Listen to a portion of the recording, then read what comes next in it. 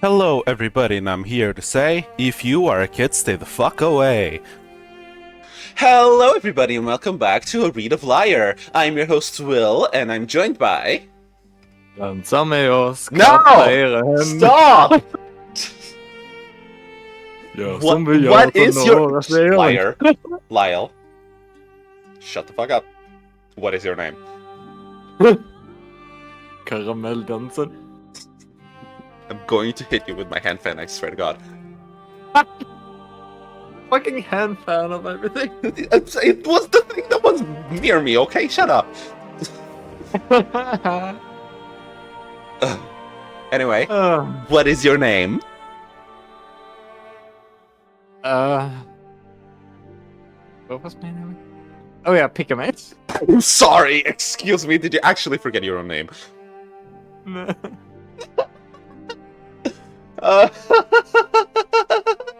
Anyway, last episode.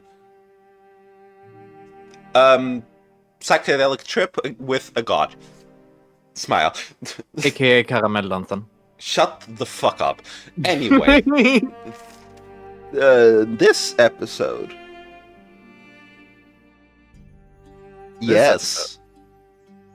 Depression. Probably. Like, it's the most reasonable, like, yes. Anyway, as I was saying, no, not as I was saying, as I wanted to say, sorry. It's been a while since we did this, because, like, last episode that you watched, like, a week ago, or a few, whatever, insert timestamp ago, that was recorded in September. 8th of September, to be more exact. Today is the 4th of February. So it's been a while, to say the least. Smile.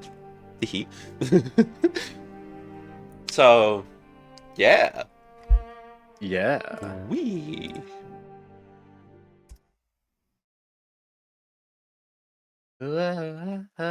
Stop. Just no, illegal. Lyle's eyes feel heavy as he steadily wakes up. Yet another night of restless sleep. That is not Richter's voice. Hello. As he shifts his legs round underneath the warm covers, cold air flows under them, sending a fresh feeling up his body. His feet are cold, and he brings his legs closer to himself. Heat from his body should be enough to keep him warm, not to mention his fur. However, it feels like the cold has been getting worse. He hugs one of his pillows tightly to keep his body warm. The feeling of warmth that is usually carried with him has been diminished these past few days. The rest of his senses have finally started to kick in, and the strong sensation begins to overtake him. It's a scent. Richter. He's noticed that every time he shifts around in his bed, Richter's scent invades his senses. It's been a few days since their intimacy, yet his smell still lingers. It's not about smell by any means. Richter usually smells so nice. Scent isn't artificial either. It's a natural aroma. Thinking about Richter causes a flood of recent memories to flow through his mind. For the past few days, every time he wakes up, it feels as if each memory smacks him in the face all over again, reminding him about everything that's happened with no remorse. It almost feels unbelievable, and sometimes he'll wake up in the morning as he is still coming to, feel a moment of pure bliss and hope that it was all just a nightmare. It wasn't a nightmare, though. If only it was. His eyes are starting to well up with tears, and he doesn't know if they are watering from waking up, or if it's because of sorrow. To be honest, most of his worries come from thinking about Richter. He feels awful knowing that he wasn't able to go visit Richter yesterday. Lately, the whole castle has been in an uproar, and he's barely had a chance to sit down. He knows that Richter is strong, but he can't bear the thought of him thrown down there. He's definitely being fed, but it's still a terrible place to be. And he doesn't deserve it. Sometimes he wishes that he could take his place and be the one that was thrown in the cell. cares for Richter an awful lot. But somehow that doesn't feel like it has anything to do with this notion. He wholeheartedly believes that Richter was not the one who did it. Knowing this makes a sense of justice well up inside him. He cannot allow such a form of injustice to happen. He'll do anything he can to help Richter. Not just because of love, but because of loyalty. Lyle adjusts himself and gets up from bed, and the scent invades his nose once more. It's almost intoxicating, and reminds him of all the fond memories he's made so far. With his free paw, he traces his fingers from his groin across his navel up to his abdomen. That night, Richter was inside him was the closest he had ever been with anyone, physically and emotionally. He had never truly felt such strong feelings like those until now. He's sure of it. And never has he been so connected with someone who truly understands him. The bed beneath him creaks as he slides his legs off the end and swings them down onto the ground. His padded feet brush the cold floor and send a shiver up his spine as a chilly draft blows over his naked body. This doesn't worry him too much, though, knowing that the air will eventually warm up as the day marches on. Carefully, Lyle stands up and stretches his legs by walking around, giving his body a chance to fully wake up. He only slept for about 3 hours, instead of the usual 4 or 5. He feels refreshed, though, and that's all that matters. It's always the short rests that feel the longest. He takes a few steps around his bed and looks out the window. Crisp snow has piled up on the sill, and the morning sun shimmers through the top of it like crystals. The room has a dull and cozy glow to it, which contrasts the colorful morning sky outside. Lyle swiftly walks to the other side of his room, near the door, and puts a long cotton coat. Lifting the coat up and sliding his arms into the sleeves allows him to get a whiff of his own body. It's not a terrible smell, but he could definitely use a bath. The last one he took was the quick one he had right before everything fell apart. He'd like to visit Richter later, but wants to smell unclean. He'll also have to attend Prince Audrius's coronation. That's supposed to happen sometime this morning, so he should have time afterwards. Lyle then takes a pair of underwear and slides them on, along with a pair of thick trousers. Just taking another look around his room, he notices that everything is still the way it was that night. The fire is out, and the bed sheets are disheveled, but everything is still in its place. Even the ballroom clothes that were thrown on the ground in a pile are still bundled up on the floor against his bed. It's like a memory frozen in time. Gathering up a few things, he made a motion toward the door before noticing something. There's a piece of parchment face down on the ground that's been slid under the door. He bends over and picks it up, flipping it over to read it.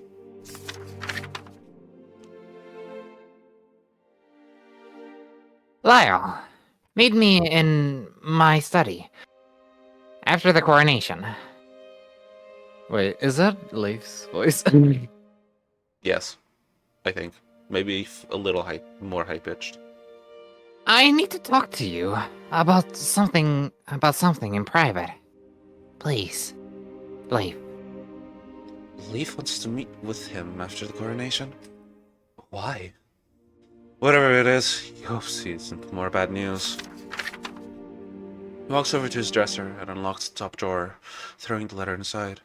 Whatever he wants to talk about most likely has nothing to do with what's going on, but this letter gives off a feeling of urgency. He'll most likely have to visit him before seeing Richter. Not only that, but he still has work to do everywhere else, along with figuring out how to save Richter from being strung up by his neck. He shakes this horrible thought out of his mind as he goes for the door. He takes a few steps out into the hall and looks left and right, hoping that nobody is coming. The entire corridor is empty as he strides in the direction of the stairs leading to the bathing room. He's clothed, of course, but he would rather be alone with his thoughts right now. The private bath next to his room is ideal, but right now he'd rather use the one near Richter's room. It's comfortable, and people rarely use it. Most things in the guest wing are usually better quality. It's honestly a good thing the coronation is today. Everyone in the castle is probably getting ready and already outside the throne room. Even the staff is most likely preparing for some posh thing afterwards. Lyle wouldn't really know. He's never been to a coronation. The cold yet fresh air wafts onto his face as he emerges from the inner halls. Weather around this time of year is cold enough to chap his nose badly. He brings his paw up to his snout and breathes into them as he walks down each twist and turn of the hall. Right as he's coming up to the bathing room door, he spots Richter's rooms down the hall. The door is still propped open. They're probably still conducting a search of the place. He would have been a part of it, but they asked him not to intervene since he was so close with Richter. He was a bit offended by it, but tried to not let it bother him. Swiftly, he slips into the bathroom, escaping the cold. His padded feet immediately touch the damp floor, and he has to stop himself from slipping as he steps through the doorway. The room echoes as the door shuts behind him with a soft thud. Everything smells the way it usually does, and the room is cast in a glow of colorful light from the windows above. The white marble shines even brighter because of it. Walking over to the levers, he pulls on the ones he usually uses. He pulls the other one all the way down, and then takes the one that says oils and pulls it down just a little bit. Along with putting the soap lever down, of course. He watches as the water begins to funnel out of the faucets at the top. The scent of coconuts and natural plant aromas invade his senses as the water splashes onto the bottom. Fuck. The scent of coconuts and natural plant aromas invade his senses as the water splashes to the bottom of the already damp pool. He begins to take off his clothes and sets them on the bench nearest to the door. Nobody's here right now. There's no need to go to the changing room. Gently, he steps into the tub and lowers himself onto the hot water. It's a relaxing feeling that envelops his whole body. He dunks his head under the water and scrubs with his paws all around his fluff. He brings his head up from underneath the water and imagines that he now looks like a wet mop.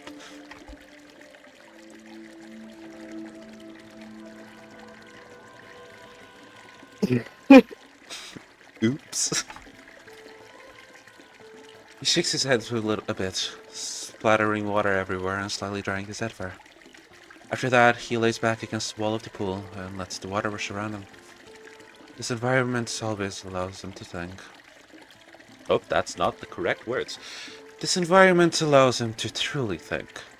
At least as long as nobody bothers him. After a few moments of sitting there in the pool of warm water, he realizes something. Even though he has the determination to do it, how is he going to help Richter? He's no detective. Damn it. I don't know if that's the voice. Fuck. Go watch. Yes. Yes. Like, how else would you know? No. But Damn it. Wait. Damn it. yeah, that's close enough. If not spot on. He begins to slowly scrub himself down, cleaning himself thoroughly. Going around and asking questions would certainly help, but who would he start with? He contemplates for a moment before remembering something. The dagger that was found at the scene of the crime has intrigued him since he first laid eyes on it.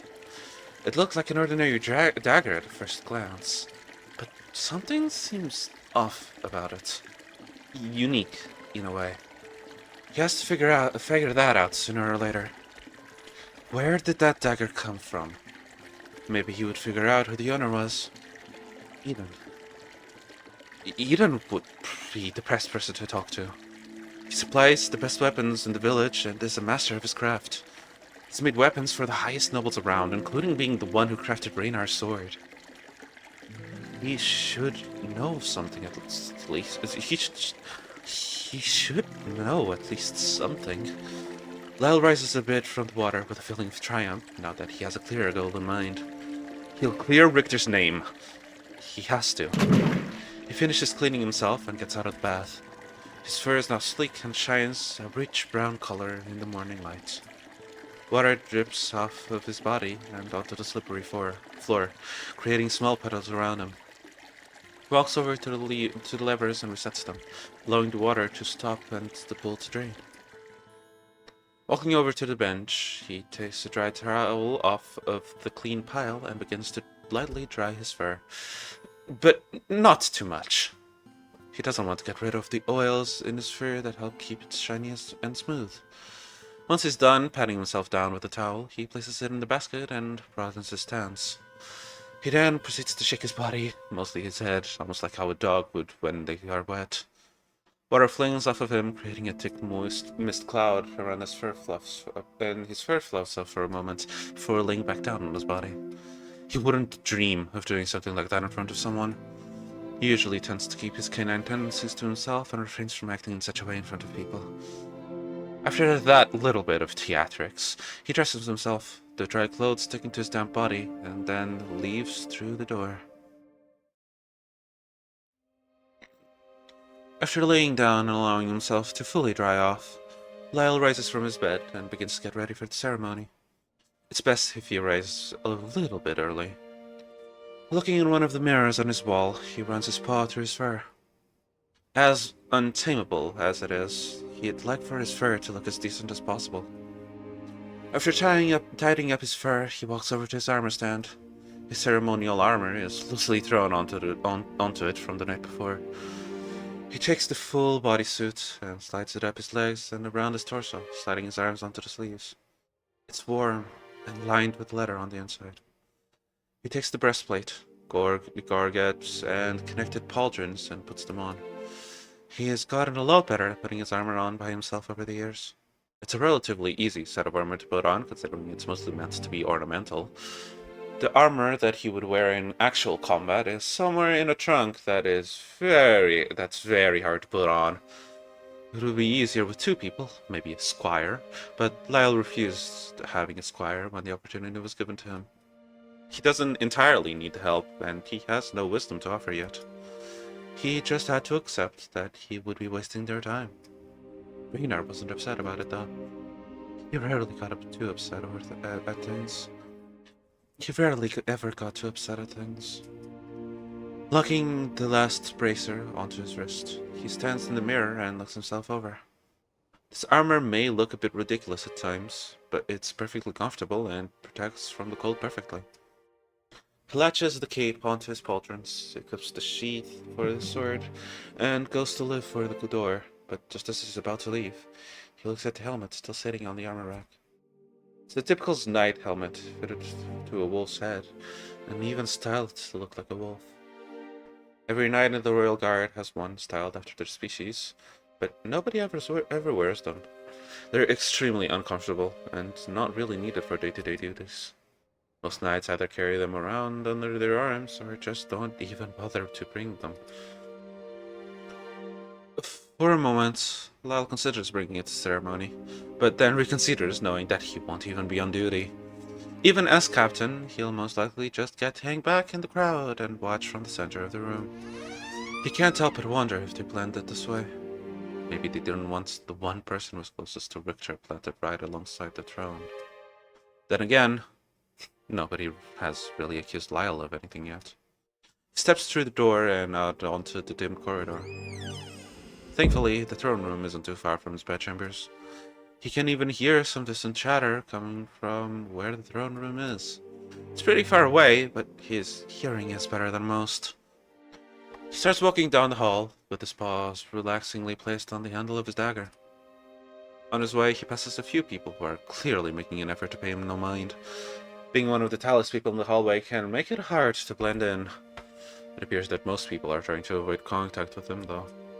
He noticed that when he makes eye contact with some people, they avert their eyes and continue to talk with whoever they're strolling with. You'll just have to get used to it. People will be people. More and more people clog the hall as he approaches the large doors leading to the throne room. Some of them he recognizes as nobility from the nearby cities. There are a lot of lords and traders of all different shapes and sizes. He even spots a few heads of some smaller noble houses from the west. They're wearing their crests proudly and chatting amongst themselves. There's even a small band off to the side talking with each other and tuning their instruments. Everyone is standing up against the walls and pillars, allowing the light to beam through the windows onto the floor. It shines brightly and illuminates the whole room, giving each plant growing on the wall a healthy glow. Lyle desperately tries to spot anyone in the crowd that he knows, so he's not standing around awkwardly. Suddenly, he hears someone a short distance away say his name. Sir Lyle. Lyle turns around to see Kadash standing alone, his paws behind his back. He has a thoughtful expression on his face. The charismatic attitude he carries is currently absent. Hello, Lord Kadach. I hope things are well. As well as they can be. He looks to the ground in discomfort. I also hope that things are good with you. Given everything that's happened. Lyle would start ranting about his problems right here, right now, but he decided to give the simple answer. Kadaj doesn't know him too well, and so he'll simply try to spare him the details. Nothing's been great. But all I can do is keep moving forward. That's all of us can do. Unfortunately for myself, I'm unable to go anywhere. Being a hostage and all that. He says that last bit in a joking tone, but Lyle takes it very seriously. Well, we'll have to keep an open mind when it comes to these things. Surely you understand how everyone is suspicious, how everyone's suspicions are fairly placed. Oh, of course. It makes plenty of sense. He says this with a hint of sarcasm sprinkled with his sincerity. I am willing to be compliant for the sake of order. Lord Richter and I have talked about this before, and he knows how passionate I am when it comes to that. He swings his paws to the front and clasps them, arms drooping down while bouncing on his heels. By the way, how is our mutual friend? I really hope that he's okay. He's as good as anyone would be in a prison cell. But last I saw him, he seemed to be taking it better than most. Richter is strong, so I know he'll get through it. Their conversation has been lowered to a whisper as Lyle begins to speak of Richter. He is definitely the best of us when it comes to that. Something about him has always struck me as different. He's skilled politically, but still holds strengths in other areas.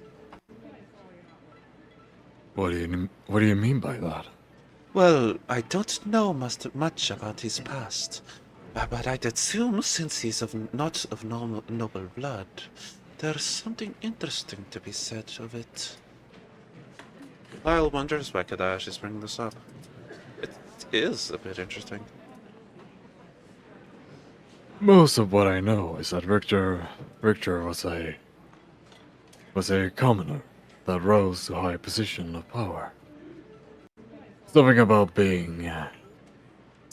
it being like a game to him. He never talks about it much. He doesn't seem to be someone fixated on the past. No, he doesn't. At least, not his own. Yeah, Lyle looks down with a bit of sadness in his eyes. You really care for him, don't you? what? This blunt statement takes him a bit off guard. To be fair, he was spacing out a bit. Sorry, I didn't mean to pry. It's just, I've been hearing people talk. Yes, well, people talk. I know, but I don't care much for that. Talking is one thing, but seeing is another. Mainly, I notice the way you look at him. I don't mean to offend, but it's blatantly obvious. Lyle sits uncomfortably, not liking where this chat is going. The blush on his face is clear as day. Where's this going? Please don't take this the wrong way. I have no intention of showing any form of judgment. Where I am from, I also have someone that I care for deeply. As much as I hate to admit it. He says this last part under his breath. You'll never hear any judgment from me. I'm only here to help, and I know how much you care for him. Lyle makes a puzzled and embarrassed face. Whatever anyone thinks is up to them. I appreciate your concern, Lord Kadash. But we don't need to. But we don't need your sympathies. Lyle! Kadash suddenly takes him by the arm and brings him to a secluded corner of the room, bringing his tone to hissing whispers. I don't want to see Richter swinging by his neck, or losing it. He loosens his grip on Lyre's arm and lowers his head. Lyle sees a look of doom appear in his expression. I'm not entirely sure if you know how these things work, but this doesn't look good for him. Or you. I know that. And I'm pretty sure I know how these things work. Lyle is slowly getting more and more annoyed as the conversation continues. Have you ever participated in a trial? No. Have you ever even witnessed a trial? I witnessed one, but it wasn't for anything big. Maybe Kadash is right. He might not be prepared for this after all. So you understand how quickly something like this can be? They're never quick. This one will be! He was found at the scene of a crime in almost impossible circumstances, accused of killing a king. Not to mention, he's not of noble blood. If it wasn't for his rank, he would have most likely been killed on the spot. He's right. Lyle recalls the night when Bjorn tried to kill Richter. Sometimes he forgets how important blood is. Not to mention his foreign status. If it was a common castle servant or a run-of-the-mill guard, then it wouldn't be that big of a problem. His status makes this 10 times worse. I like to think he didn't do it, but even if he's innocent and found guilty, Lyre will still end up executing a foreign ambassador. And depending on where it goes, it could lead to an all-out war. And if he did do it, then it means something much worse. He didn't do it. This escapes from Lyle's mouth like a growl, surprising even him. Believe what you want, but that won't help him. I know. But he didn't. I just know it. So that leaves me. That's not what I am implying. I just... I'm sorry. Am I interrupting something? I leave. Leaf Hi. Leaf walks up next to Lyle, looking up at the two of them with a curious gaze. No, No, sorry that I were talking about Lord Richter. Leaf dons an annoyed expression. Yes, I'm sure everyone is. He turns to Lyle. Can I please borrow you for a moment? Both Leaf and Lyle look to Kadash. do you mind? No, it's quite alright. There will be plenty of time to talk later. He swiftly turns to Leaf and nods. Lord Leaf. Leaf's eyes light up for just a moment, and Lyle can tell he's flattered. Actually, it's just Leaf. As you please. He looks to Lyle. I hope to speak with you again soon, Sir Lyle. Sure. With that, Kadash turns around and walks off towards the front of the throne room. Leaf takes Lyle by the paw and leads him over to another corner of the room. Lyle has to hunch over a bit, but follows behind. Lyle, I have a chance to say this, but I'm really sorry about everything that happened. I know that our king was like a father to you. And he was a dear friend to me for a very long time. The little gloved wing is still gripping Lyle's paw tightly. Not only that, but our friend from Erin is accused of being the killer. Now Lyle can tell that his voice is a bit weak.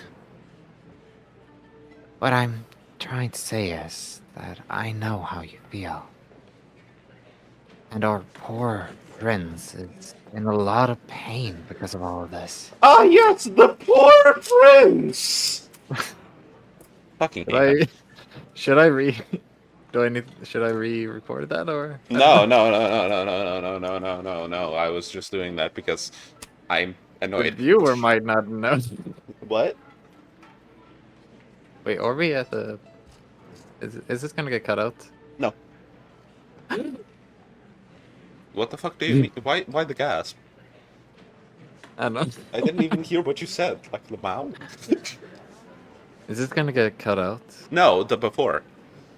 Why would it get cut out? I oh.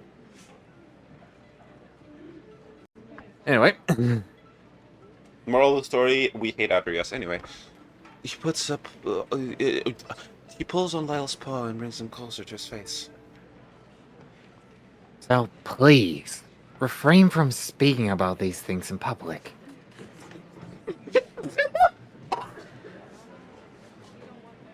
This is probably the most worked up Lyle has ever seen leave. Let's go of his paw and relax his body a bit. all right. I'm sorry. Why shouldn't I? Because right now we need to keep things a bit under control. He lowers his voice to the softest whisper. Lyle has to lean in to hear him, even with his enhanced hearing. Anyone hears of these little conversations, word will spread. Public opinion can be a huge detriment to something like this. And we can't have this this situation delve into more chaos than it already has. Do you understand what I'm saying? I suppose. You need to keep a low profile.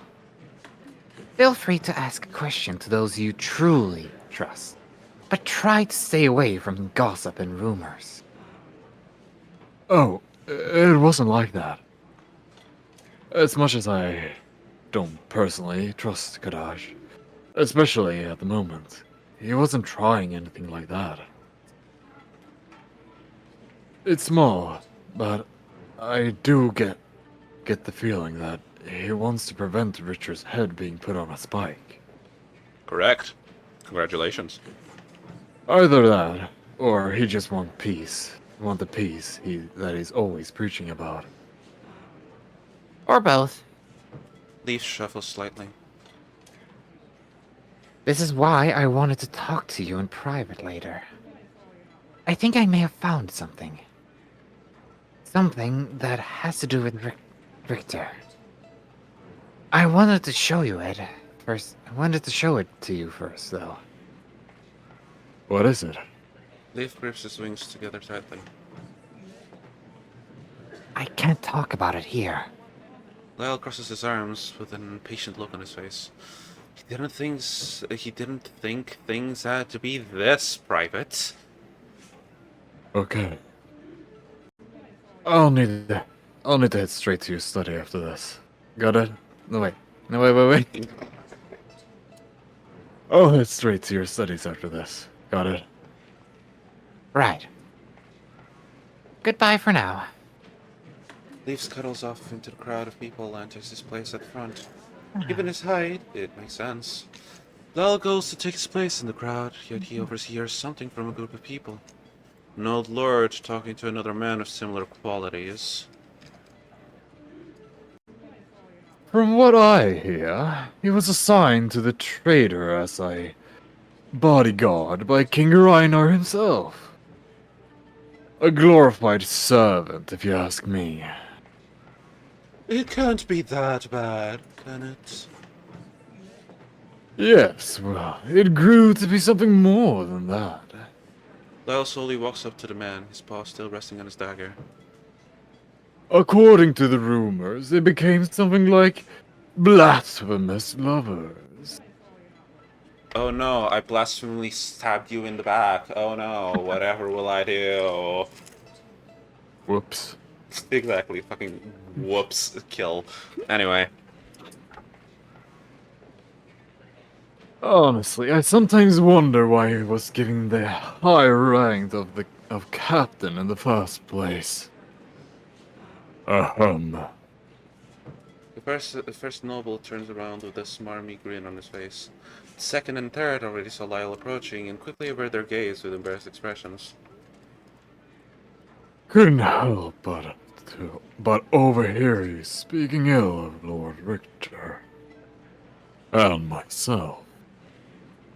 The fact that Richter is in a cell won't stop me from letting him fight his own battle. But you've also insulted me. I would advise you not to talk about things you know nothing about. Unless you wish to fight the one whom you spoke so rudely. The man grumbles to himself and straightens his jacket. Please. The lord you speak of isn't even a lord.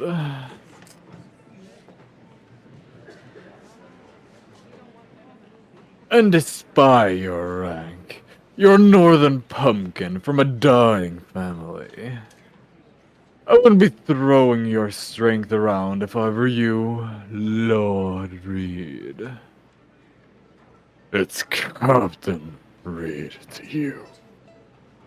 And I'll defend myself against anybody who speaks behind my back like a coward.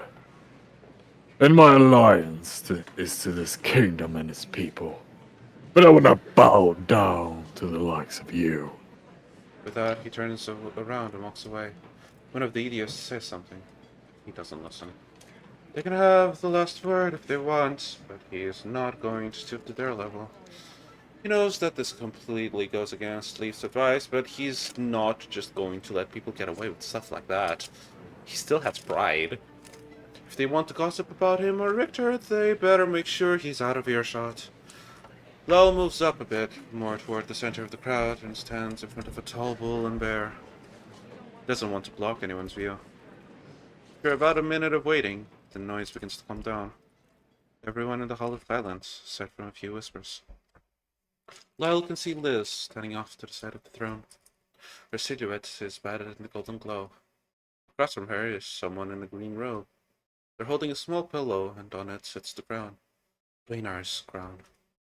It's probably been fit to Adrius's head, but it's still the same crown. It's been passed down through the Ossian family for as long as anybody knows. The door opens at the right side of the room, and there stands Adrius. His face is dull and emotionless, like a statue. He's also wearing a gaudy cloak that Lyle remembers hearing about. It's a wool cloak of a rich green color. The collar is adorned with purple feathers, and the inside is lined with purple fur. This is a ceremonial cloak that all kings wear when they are crowned. He's accompanied by 2 guards who walk him up to the throne and then depart.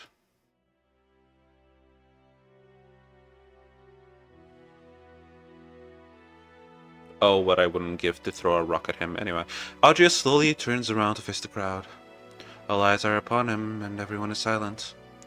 The musicians have already begun to play their symphony, and it fills the hall with angelic noise. Suspense flows out over the audience, like a wave as they wait for Adrius to speak. I had wished to not be here, standing before you all on this very day. He pauses shortly into his speech. His voice is a bit shaky, yet he continues. But the day has come, and I cannot lie by saying that I had not prepared for it. Every prince has this responsibility put on them since the day they are born. It terrifies us. It haunts us. And yet, we endure. Not for our sakes, or our fathers. For the sake of the people. Our people. He gestures off onto his side at the direction of the castle town. Today, I speak for the pride of Lyre. The pride of this kingdom and its people. History has finally crossed paths with destiny, and we as a kingdom must band together as one to ensure our survival and to take control. He clenches his fists with determination. Liz is looking upon him proudly, and everyone in the crowd is practically holding their breath. I have but one dream, one goal to strive behind. It is a promise to myself and a sacred vow to all of you. I will not lead you astray. I will take action, and there will be no compromise. We will not buckle, break, or yield in the face of those who mean to put us down.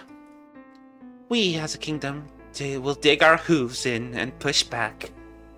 You will give me all you have, and in return, I will give you everything. His voice wavers a bit, but he keeps going. I will ensure that our kingdom prospers, and I will make no excuses. I am not a man of hollow promises. This is my vow. I, Augius Ossian, son of Rainer Ossian, swear before the lands of Tigran and all of their splendor that I will leave this kingdom greater than I found it. Let the higher gods bear witness. We will persevere! After taking a moment of pause, he looks down and nods to the person on the cloak. They begin to speak towards him in a soft voice that somehow echoes through the hall. Augius Ossian, son of Rainer Ossian and Elena Ossian, rightful ruler of the Lyrenian throne. Do you proclaim today that you will protect the future of Lyre and guide them toward a brighter future? Are you prepared to follow and fulfill the responsibilities of the true monarch by keeping the peace, upholding the law, and administering justice? There's a short pause before it continues. I will. The hooded figure slowly holds out the pillow. Liz steps forward and takes the crown. She raises it up to place on his head. I now pronounce you King Astrius Ossian, ruler of Lyre and one of the Holy Triad. The crown is placed upon his head and Liz steps back. May his rule be long and prosperous. The throne room erupts with applause. Lyle claps along with them, but notices something. Adrius could rarely be caught in a good mood, but even rarer occurrence was to see him cry. These were not tears that would be shed after witnessing something beautiful, nor were they the tears of a proud leader. They were not tears of joy. And that's where the episode is going to fucking end, because Jesus Christ, we have been recording for a while now, haven't we? 42 minutes. Ooh, ah. Ooh, ah. I'm sorry, but what the fuck did you just send me? I couldn't find Caramel Dunson, so. I am sorry, but what the fuck? Don't worry. I asked the good people of the Lyre Discord server if they know where it is. But you can have this for now. I